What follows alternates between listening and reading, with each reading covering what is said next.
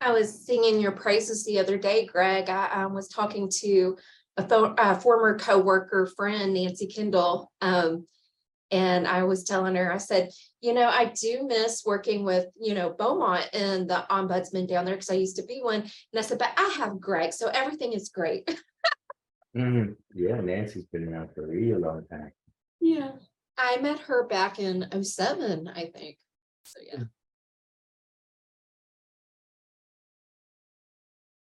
Okay, everyone, T-minus 1 minute and counting, and don't worry, I won't count down the seconds.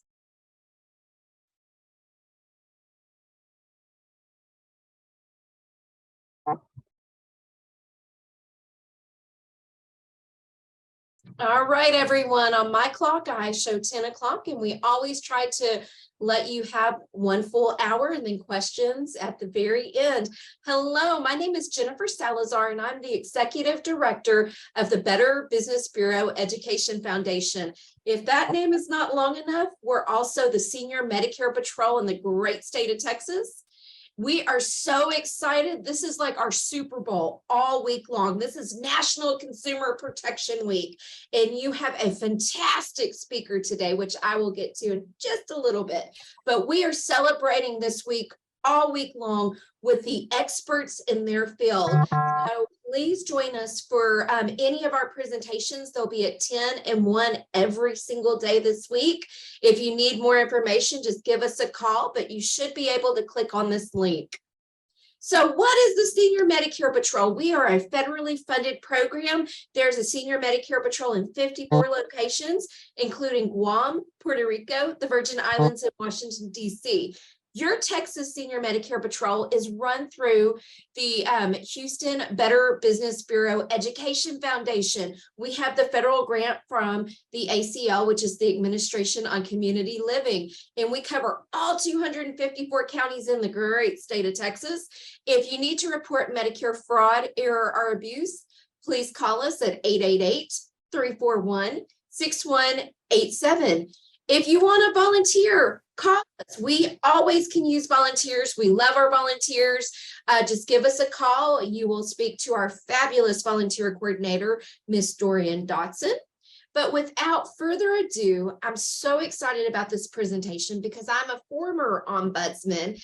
And if you can't volunteer for the Senior Medicare Patrol, I'm going to tell you one of the very best volunteer opportunities is the Ombudsman program. So everybody, let's give a round of applause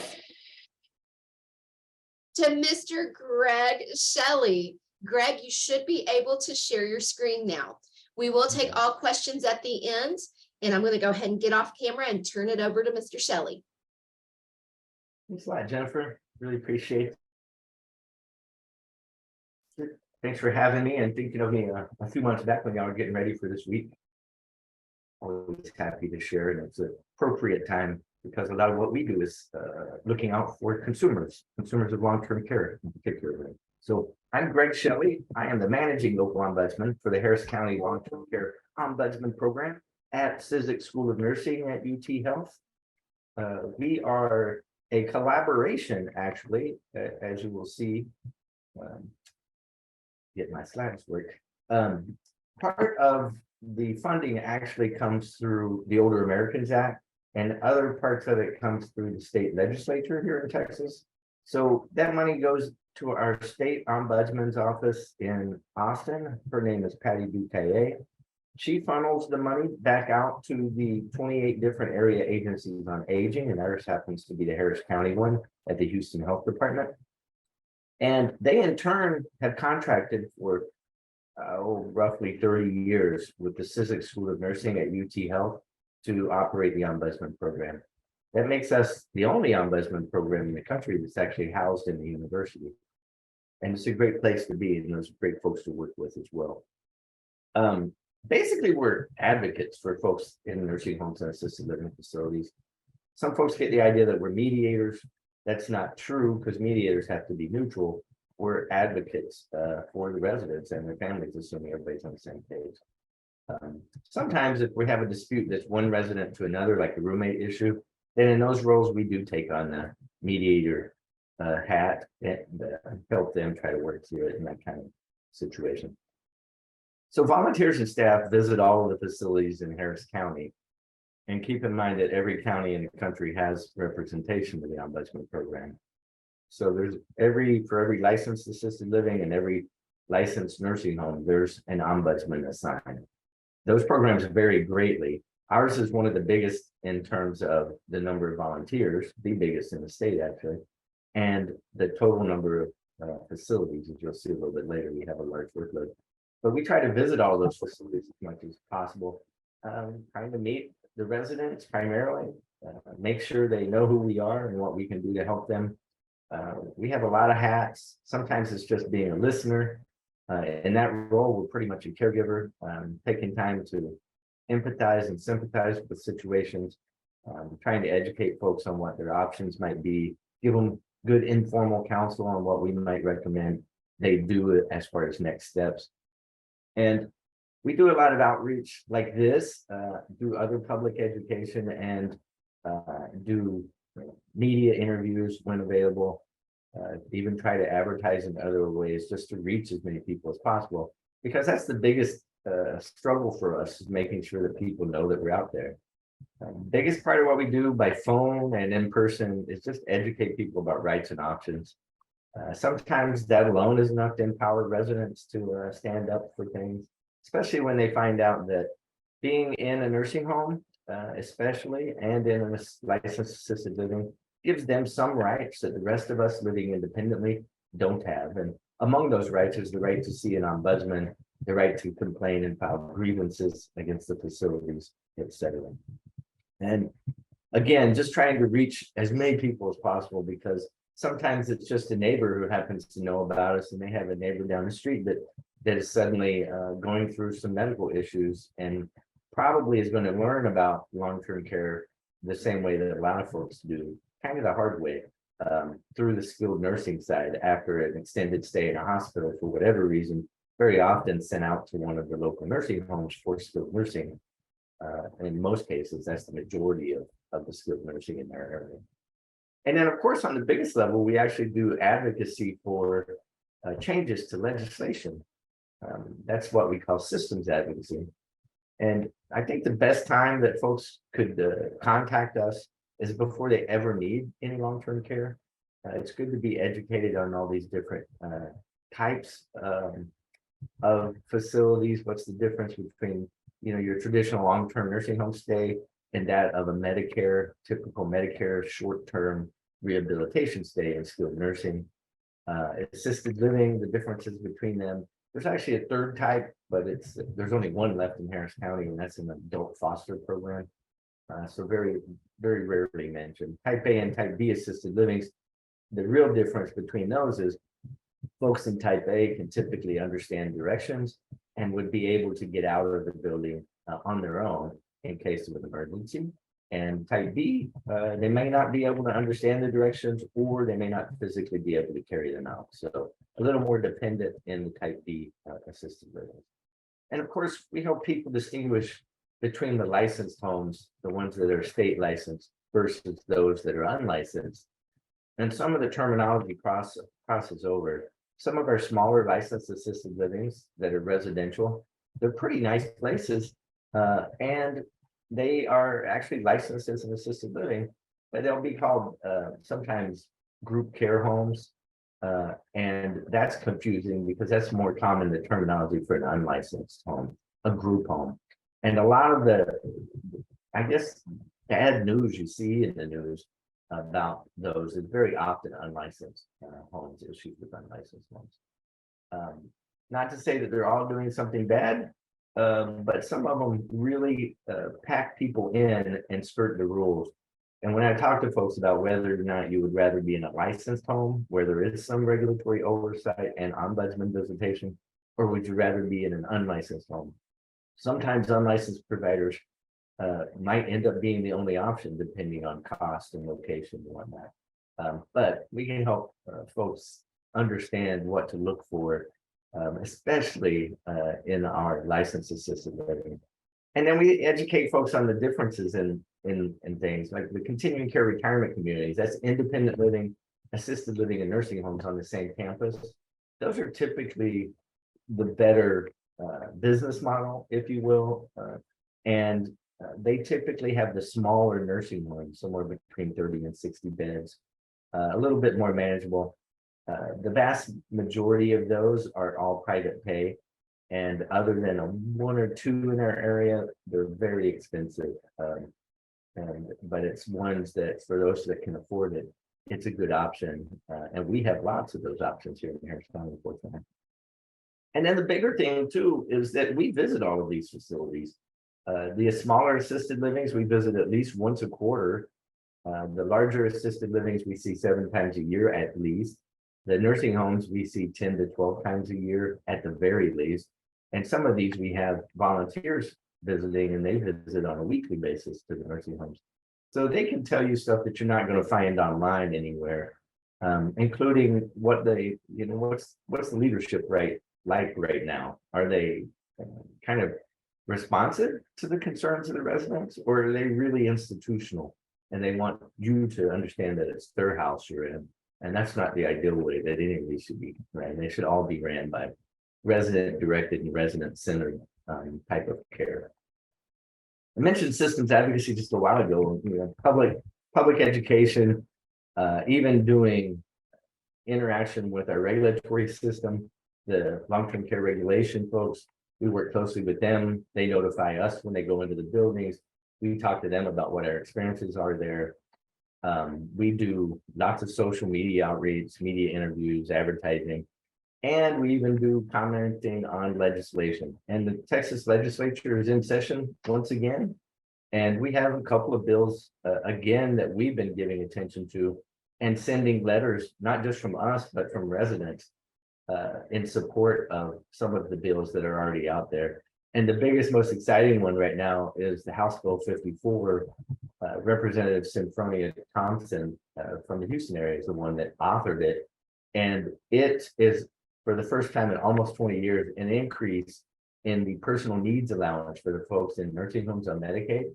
They currently only get $60 a month to spend on personal needs. And those personal needs can include something as simple as getting a haircut or getting extra minutes on your cell phone, just making your own personal choices with a little bit of money you have left.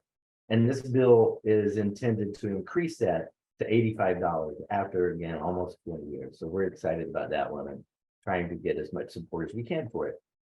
And then House Bill 2301 is one that kind of has been a recurring theme for us. Florida has a law that requires nursing homes to have generators that can generate power to heating and ventilation. We've had lots of bad outcomes from storms, usually hurricanes, but those of you that were here a few years ago for the winter storm Uri, we saw impacts from that, and even real recently impacts in Austin from the most recent ice storms up there that caused problems with some of the assisted livings. So that's a bill that's out there that would require all of the assisted livings to have generators, and they currently do not. We're excited about that because if they have generators that can operate and keep people warm or keep them cool in the summer, that'll help keep them from having to transfer somewhere else. And there's a thing, especially for folks living with dementia, called transfer trauma that can really complicate things for those individuals. Not to mention there are physical hazards, and we've had some tragic outcomes from attempts to evacuate from nursing homes and assisted living in the Houston area over the years. And then in the early part of the pandemic, you'll remember nobody could get into the nursing homes, so residents weren't allowed to have any visitors. So one of the things we helped push in the past and voted into law during the November election was the Essential Caregiver Act, essentially, that makes sure that in the future pandemics, the residents will always have at least one or two essential caregivers that will be able to visit them inside the buildings. A little bit of history on us.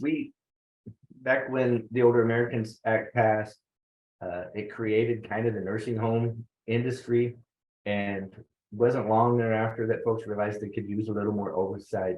So the Ombudsman demonstration program was one of the things that were included in that. Within 6 years, that was added as an amendment to the Older Americans Act, and it was required that every state had to have an ombudsman program. And within a couple of years, Texas began to operate its program with an emphasis on volunteers, which I am greatly appreciative of because we have a lot more reach with our volunteers, and you'll see how small our staff is. But I just can't imagine doing it without volunteers because there's so much more presence in the nursing homes in particular than we would have otherwise. And then in 1981, assisted living and board and care homes were added to the federal law for the ombudsman program. But it wasn't until 1999 that Texas even started licensing assisted living facilities. And then they were quick to get it added to the ombudsman statute once they did start licensing those, and then only took a year. And then we, as a staff, when I first came on 13 years ago, at times there were only 2 of us, and we would split up the 280 assisted livings, and about half of those wouldn't get any visits, and the other half might get 1 visit during the year. But in 2013, our state legislature provided additional funding that allows us to cover the assisted living at a much higher rate. As I mentioned earlier, every assisted living, even the smallest ones, gets at least a quarterly visit from us. And the larger ones get up to 7 visits in a year at a minimum.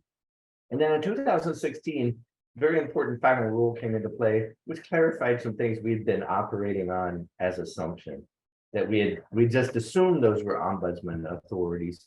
And it was nice to see that get codified in law in 2016. I'll talk to you a little bit about what that difference was in just a second, but a little bit of background on the whole concept of ombudsman. Typical ombudsman or operational ombudsman work in typically corporate environments. We have an academic ombuds person at our school, and that person obviously helps settle issues between everything related to the academic side of it, and it's like student to faculty, etc. But a lot of organizations, especially larger ones, have operational ombudsmen who are essentially HR, but they're bound by the same rules as we are. And that is that they can have confidential conversations with employees that managers may not be able to. For instance, if someone comes to me, one of my staff comes to me and mentions certain keywords, they're being discriminated against and being harassed, I don't have an option. I have to go to our Title IX office to have a discussion. So the control does not stay with them in that situation. But in large organizations, that gives the employee a chance to talk to someone who can't go take action on it unless the employee wants them to. And so they get informed about their rights, their options, and what possible outcomes are before they make a decision about what route they do. The problem with those, just like for those of us that were in the military, there are ombuds people there too, is that those ombudsmen are being paid by the same entity that you may be making a complaint against. So sometimes it's hard for folks to really get the trust and believe that that person's really going to be confidential with everything they're talking about.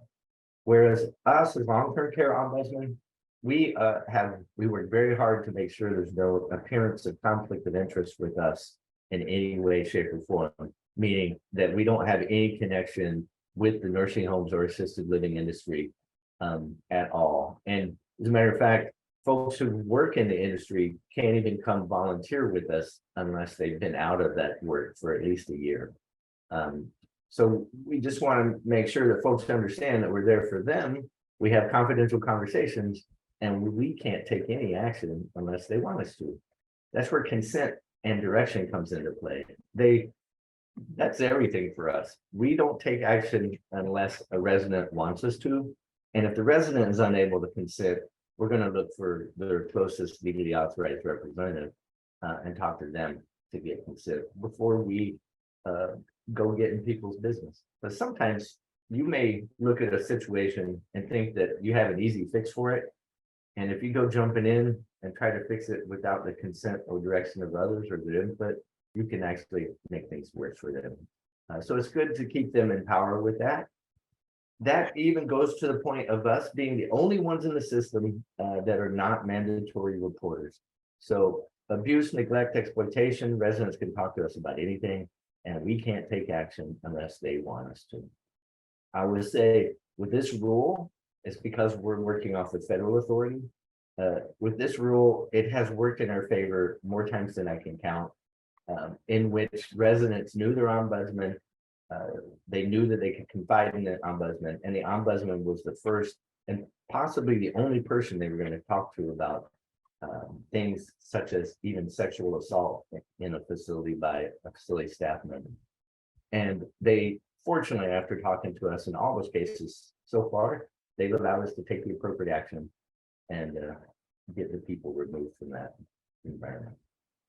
That's a tough one for folks to get to, because it is hard sometimes, and there are some cases that are, I would say, maybe a lot less serious than, say, physical or sexual abuse, but the residents don't necessarily want us to take action on it, and sometimes it's a little frustrating because I'd really like to, but the thing is I can't guarantee that there won't be any retaliation in those smaller senses, so I let them have control by rule.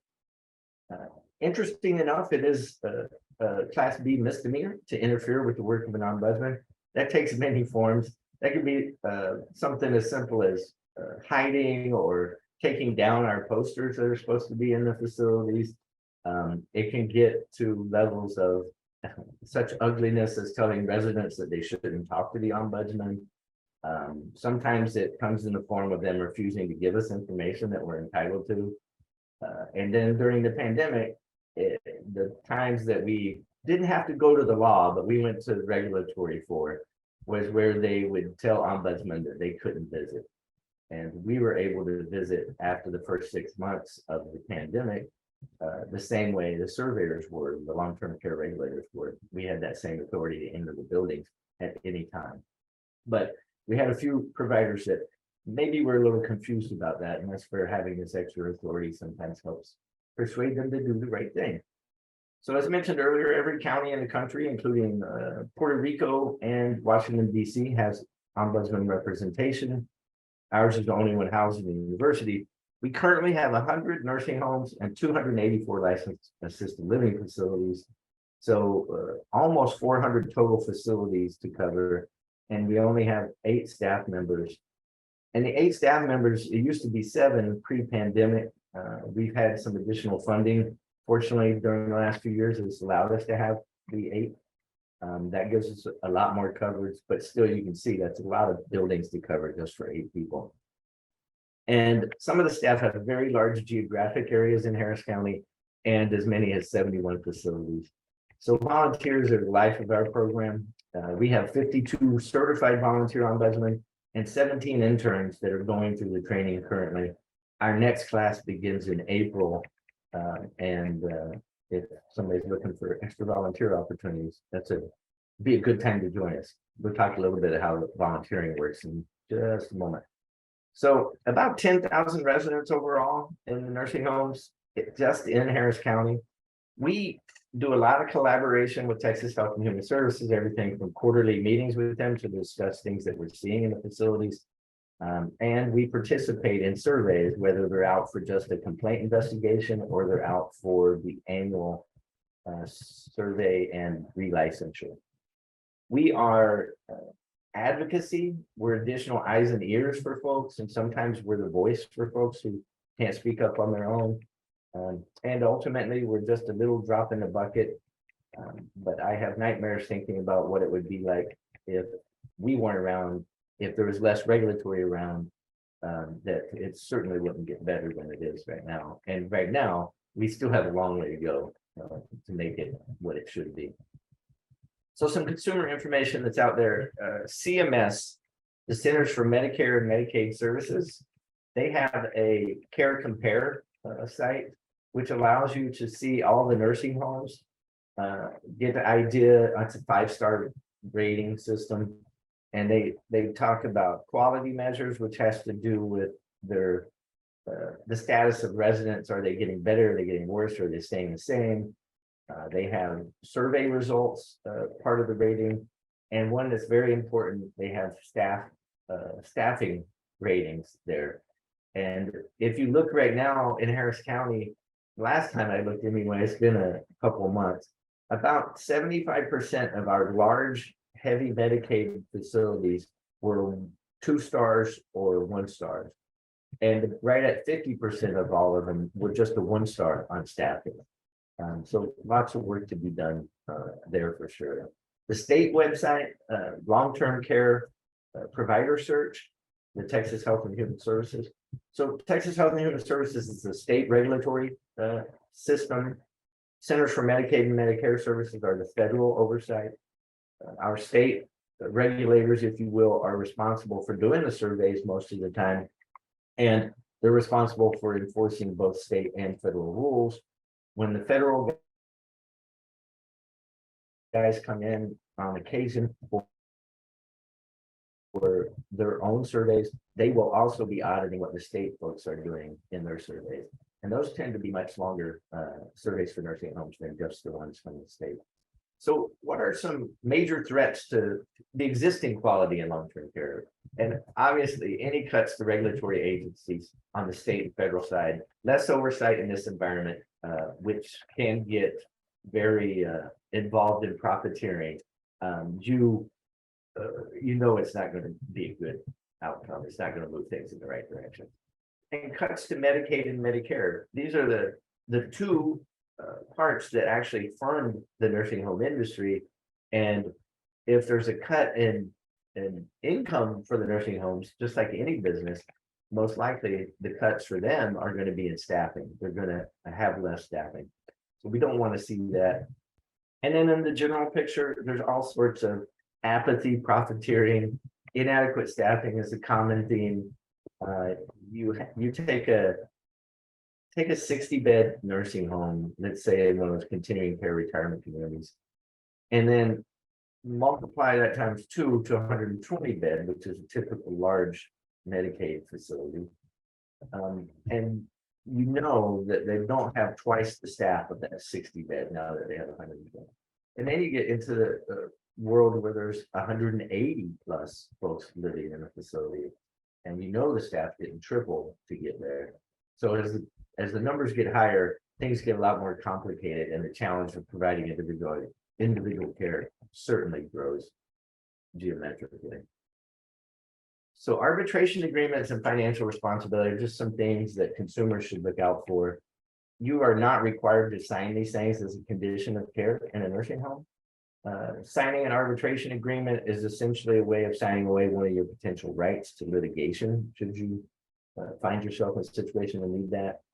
The financial responsibility issue is usually a single line within an admissions packet where it asks you if you would be willing to be the person to be responsible for the financials in case the insurance and benefits doesn't come through. That's another one. The resident themselves are their own financial responsibility, essentially, and families shouldn't have to put themselves in a situation to potentially confront themselves. Now, there are situations where folks go in a nursing home and would qualify for Medicaid, but end up not getting the social work assistance or the business office assistance that they need. And the individual ends up not qualifying for Medicaid in a timely manner. And then there is an open bill that hasn't been paid. That's why we warn consumers about that part. Knowing your rights when it comes to admission, transfer, and discharge is important because, especially in nursing homes, residents have a good set of rights. And when they understand that those rules help keep them in place and help protect them from involuntary discharge, which, by the way, is the most common complaint we've had in this last year, involuntary discharge attempts of residents from nursing homes. We have really good rules in place that help us work through an appeal process and are very successful at helping keep residents in place.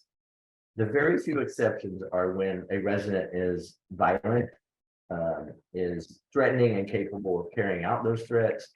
That can lead to an immediate discharge to, and sometimes unfortunately to psychiatric units. But for the most part, the typical attempts at discharge often are just some miscommunication. And we can help folks sort through that and or exercise the rights to go through the whole appeal process. Of course, like I said, hey, it's a big challenge. Even if you have 120 people, not even 180, but if you have 120 people in a building, it's a challenge to provide individualized care to everybody. But everybody is entitled to have that, and they're all entitled to have, and they're supposed to all have a care plan and a comprehensive assessment completed and on file. So there should at least be attempts to do that, and every resident has the right to have that individualized care, although I do acknowledge what a big job it is. Low staffing, minimal staffing creates an environment that is an unpleasant work environment. Folks, a lot of these folks in those nursing homes are trying their best. They do the job because they like caring for people, and then they're put in an environment where they just simply can't do a good job. There's not enough time to take care of everybody. There's not enough staff per resident. It's just not happening. And then they take a lot of grief, especially when you talk about certified nursing assistants who get paid the least, generally provide the most direct care. And I would say generally hear from the residents and families the most about things that aren't going well. And of course, they have the least power to make any changes. So that's kind of a tough loop. And for ombudsman, I think more often than not, it's not about, good versus evil. It's very often about just miscommunication, ignorance, and I don't mean that in a bad way. I'm ignorant of a lot of things, and I try to work on that every day and get a little less ignorant with each passing day, hopefully. But communication, getting people to the table, trying to see things from each other's perspective, that is a challenge, especially in a fast-moving, big, heavily burdened environment like the nursing homes are. And then we also try to do caregiver education, whether it's public education like this or staff in servicing, going directly to the nursing homes or assisted living facilities, and educating staff on everything from resident rights to what it's like for someone who's living with dementia. So when you look at turnover, that's one of the biggest issues in the nursing homes for sure. It certainly didn't get better during the pandemic, it got worse. But you see over on the right here, 5-star facilities, their median rates were 77%. So and in Texas, you see the median rate of turnover is 120%.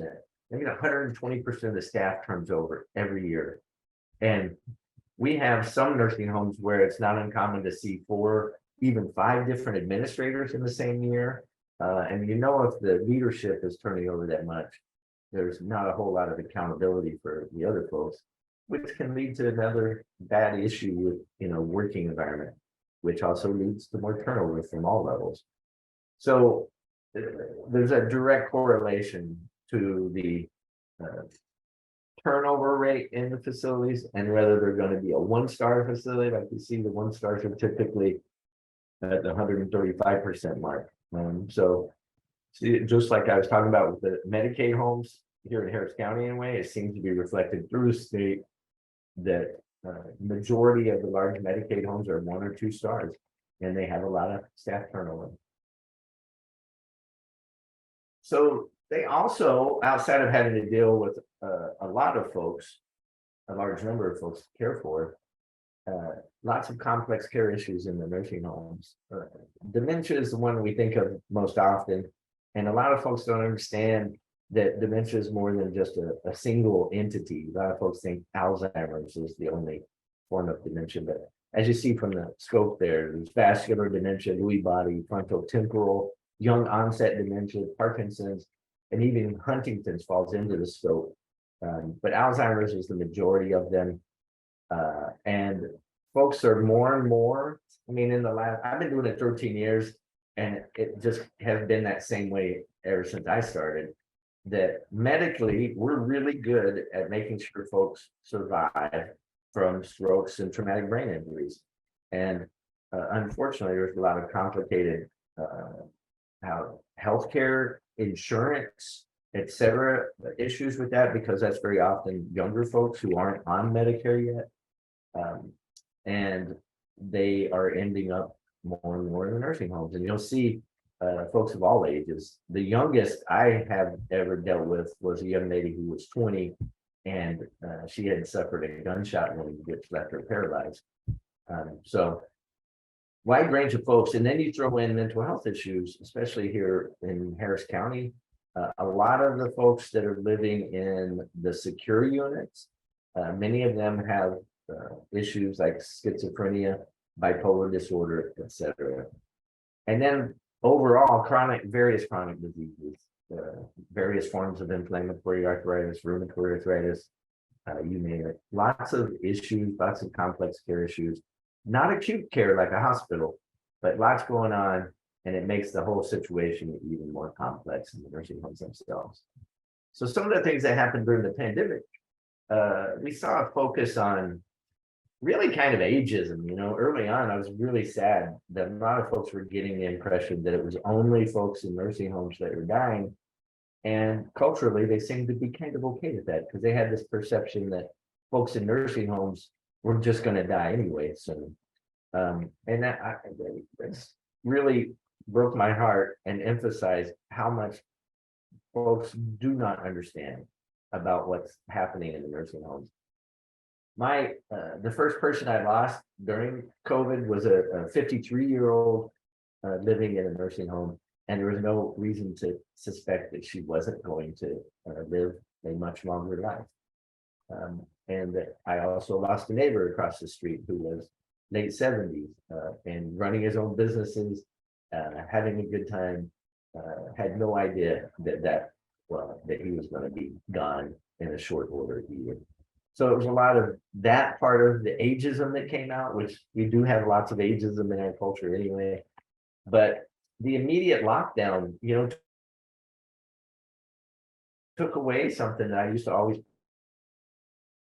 preach, that residents in the nursing home have more rights than the rest of us. And when it changed 2020, we locked them down because we had seen in the upper Northeast and upper Northwest that the damage this virus was doing. So it was good that we did it. But then 6 months later, we still hadn't really opened things back up where they could have visitation and whatnot. So like I mentioned earlier, they just like took away their rights for a while, and we're only giving back some of those rights in the guise of that essential caregiver concept. And it was really like well into the pandemic before they got their entire visitation rights back. Resident care faltered because the caregivers were getting sick and then being quarantined, having to be quarantined for 2 weeks. The use of temporary staffing agencies skyrocketed. So that's a lot of folks coming into facilities who didn't really know the people they were caring for. We did notice that the impacts in assisted living, where there's a whole lot less clinical involvement. There are typically private rooms. There are bigger open spaces.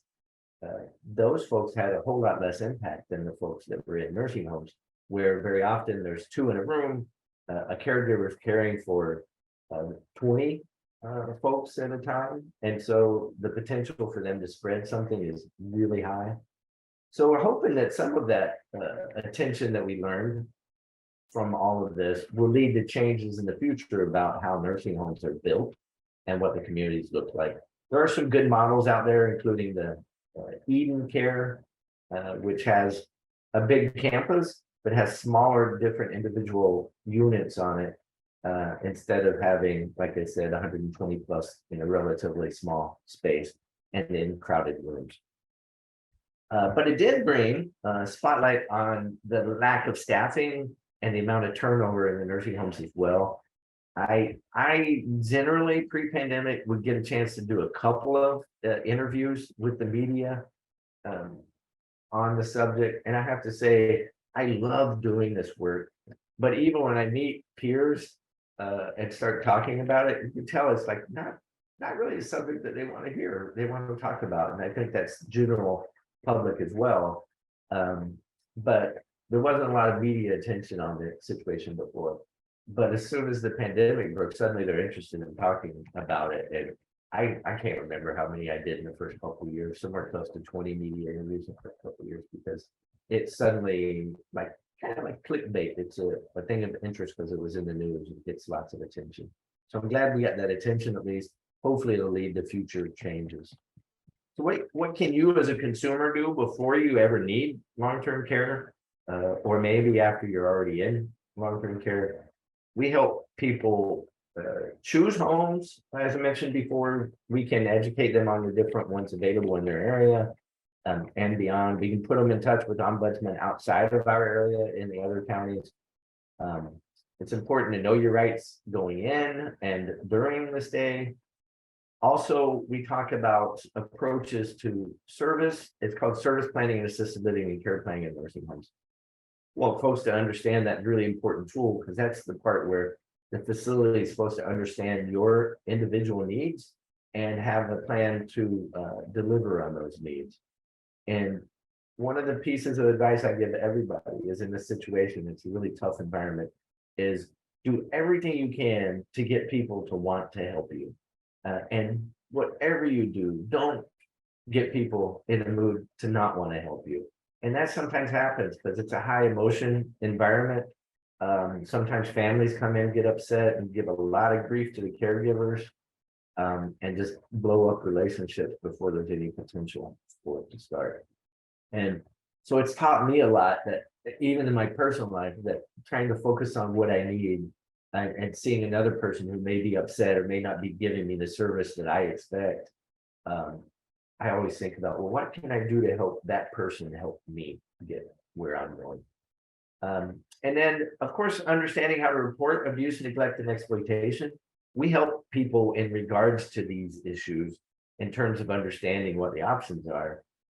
It may be that it just a person doesn't want to work with a certain caregiver anymore because they feel like they're a little abrasive, and we can work through that. It may be just having that first private conversation about what your options are, what the likely outcomes are. But ultimately, when it comes to abuse, neglect, and exploitation, long-term care regulation is the entity that does those investigations. Unless the exploitation and abuse is by somebody outside of the facility, like when they go home for a weekend or whatnot, then in those cases, it would be adult protective services. And then in the bigger scheme of things, understanding what you're paying for, like here in Harris County, we keep a list of all the assisted livings and a general idea of what each of them charge. It's a pretty wide range in the assisted living world. Everything from right around $1,000 a month to as high as you can dream is out there. And so we help folks narrow that down to what they can afford and give them the group of things to look at. So when it comes to volunteering for us, we ask for folks to do 2 hours a week at a minimum. Truthfully, I have a few volunteers who visit more than one facility, and they like it so much they do it for much more time than that. We ask that folks come in with the intention of spending at least 1 year with us. Part of that is just having a return on investment from us doing training, but part of that is also related to the residents themselves. We're used to seeing a lot of turnover in their own lives, either from facility staff, but it can also come in the form of family who used to visit more and maybe aren't visiting as much anymore. That happens as a result of kind of human nature and depending on where folks live in a place that's not fun to drive across. But we just don't want to contribute to that kind of turnover by having somebody come in and say, hey, I'm your ombudsman. And then, 2 months later, they're gone already. And then, but we do understand things happen in life and things change. We just want you to come in with the intention. If something changes, we're going to be okay with that. That's just reality too. So we have a 36-hour internship over the course of 60 days. It's composed of 2 classroom trainings, which these days we're doing virtually just for the sake of commute times. Used to have it in the medical center. That's not everybody's favorite place to drive. But now that's working out pretty good. Two 6-hour training classes in subsequent months. We have April and May for our next group of them. Those are followed by a placement visit with one of the staff members to the nursing home, typically that we would like you to volunteer at. And then we have a third placement visit that is actually to sit down with you, finish up the paperwork and submit your application to the state for certification as ombudsman. We provide the manual. You got a lot of self-study to do. And importantly, you'll be doing a lot of independent solo visits after you're placed at a facility in order to accumulate the time you need to get certified over the course of those 60 days. And once you're done with the certification training, You have the same authority as I do as an ombudsman to investigate complaints and resolve concerns on behalf of the residents. And it's a pretty solo environment unless you really need our help. You'll have a staff ombudsman assigned, but other than the monthly report, that's the least favorite part. Nobody likes paperwork. But other than the monthly report, as long as you're sending that in, hey, you stay out of your hair and you decide when you're going to go, which day, and what time. What time to some degree. We ask that you kind of keep it within regular business hours. And then there is some of my contact information. And Jennifer, I'm not sure if you can, I don't email it out to these folks that have attended. If you have, Absolutely. Absolutely. I'll send you the PDF form, so it's not as big. And So then anyone that social- attended will email it to them. good. And then so lots of social media stuff out there if you want to connect with us. I do a lot of posting, especially with YouTube. We use it mostly for educational videos for our own folks. But of course, that's open to the public as well. Facebook and Twitter, not so much anymore, but Facebook, quite a bit of posting, and LinkedIn as well. I just realized I got to update my link to the nursing because we just changed our website, but we're again over at Civic School of Nursing at UTHealth. I'm open for some questions. I talked through that pretty fast. So we've got a little bit of time if anybody has any questions. If anybody would like to ask questions, please do so in the chat or the Q&A, and we'll ask them out loud. Since we're in WebEx, you can't really ask them verbally, but we can take questions. I see a couple of other ombudsmen on there. And I'll give a shout out to Tamika, who's our newest staff member who's joining us. Okay, and we have a raised hand. Or did we mean to raise our hand?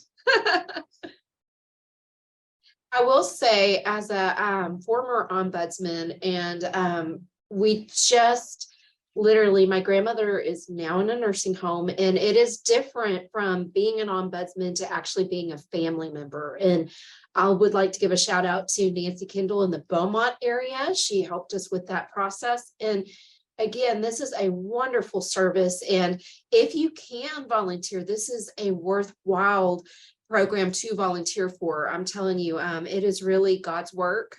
And what ombudsmen do for our loved ones, it truly makes a difference. It is one of my best experiences I have had in my professional career. Any questions? Thanks for that, Jennifer. Yeah, and I'm getting, I've been doing caregiver education for all these years, right? And, you know, reminding them, you got to take care of yourself, you know, or fill up your tank before you can take care of others. And then just recently became a primary caregiver for my 82-year-old auntie with Alzheimer's. And I'm learning that I'm not the complete saint I thought I was. It's tough work. It is so much different when you deal with things professionally, and then once it comes home, and you know how we give lectures on how to treat and how to act and how to, but you know, whenever you have a moment, just step away, get a breath. And we do have a question. Let's see. Can a current resident move to another nursing home? Yes, actually, residents are free to move regardless of what their payer source is. There may be some issues in continuing care retirement communities where you have a different kind of lease agreement based on things, but for the vast majority of folks in the nursing homes, not only do they have a right to change rooms, they also have the right to move to other buildings anytime they want. And if they're on Medicaid, once they're on Medicaid, they have lots of options. Of course, if you're private pay, if you can afford private pay in a nursing home, which is a lot of money, you've got all the options. But for folks on Medicaid, once they're qualified, if they're coming into Medicaid and they're on Medicaid pending, their options are limited to the facilities that are willing to do that. But once they qualify, they can go to a lot of other places, depending on which ones will be accepting. But most of them are happy to accept most of them are struggling with census these days, and that means they don't have all their beds filled. A very nice shout out to Greg. Greg, this is from David. Greg, great job presenting the Ombudsman Volunteer Program and what we do. God bless all who join us in this important work, helping care for our elderly in need. Blessings, David. Amen. I'm telling you, David, this is. I'll have to get you an extra serving at the volunteer appreciation luncheon. That's really nice of you. We're having our first in-person volunteer appreciation luncheon in 4 years this Saturday. So excited about being in person. Congratulations. And I'll email you offline because we have some little giveaways that we'd be happy to donate if you would like any. Yeah. And again, being a caregiver and being a professional, it is a different walk of life. And the biggest thing that I took away from today's presentation, and I've heard Greg many times, and every time I learned so much from him, stuff I don't even realize, is he is so right on when he said basically, treat everyone well. Because we're never going to know when we need help and who's going to be there for us. And, that is so true because, don't burn bridges. If you do decide to move from one nursing home to another one, don't burn bridges. I know it's hard in those situations, but that's why we have the Ombudsman program to help with a smooth transition, because you never know, where you're going to end up. It's like I always say, don't burn bridges with people because you never know who's going to be your boss in 20 years. Same with these places. Yeah, and I'd add that even if you're not having issues, and not everybody that's there are, and there's some folks, like every nursing home, well, I could probably go into it and pick it apart. I always have to remind myself that it's not me that lives there, so I have to listen to what the residents want. And I can always find residents who live there and have eked out a nice living that they're okay with this. But even then, it's good for them to know who the ombudsman is, because some of the best days of our work is just spending time with people, getting to know them, figure out their journey, how they ended up there. And maybe that's all the confidence that they need, is that they just know that there's somebody else there willing to look out for them. And for families, it means just an extra set of eyes each time we're in the building, stopping in to say hi to your loved one and checking in. And that's the funnest. Sorry, Jennifer. Yeah, that's the funnest part of the job. Sometimes I just say I'm a professional, nice guy. When everything's going well, I just get to spend time with some lovely people and learn some stuff about them. Other days it's conflict ridden, and some weeks as a staff ombudsman, because you're dealing with so many different places, you feel like you need some mental health help yourself at the end of the week. But for volunteer experience, for the vast majority of it, it's pleasant. And for folks who don't really major in conflict, they can tap out with their staff ombudsman if something's getting really conflict ridden. And it means the world to these residents, and the stories. You will make such a impact on their life, but they'll make an impact on your life. I heard so many wonderful stories through the years, and like from veterans, from caregivers, from just wonderful stories. So it's a wonderful opportunity if you do need a wonderful place to volunteer, and the stories from the greatest generation. All right, Greg, we do not have any more questions. Everybody, I know that my staff here, and you can probably hear them, we're doing here at the Senior Medicare Patrol, Greg. And thank you all for attending. Join us at 1 o'clock for Texas Legal Service Center. And Greg, we will definitely have you back next year, because you are one of the best presenters, and we love the Ombudsman program. So thank you so much, Greg. Appreciate y'all.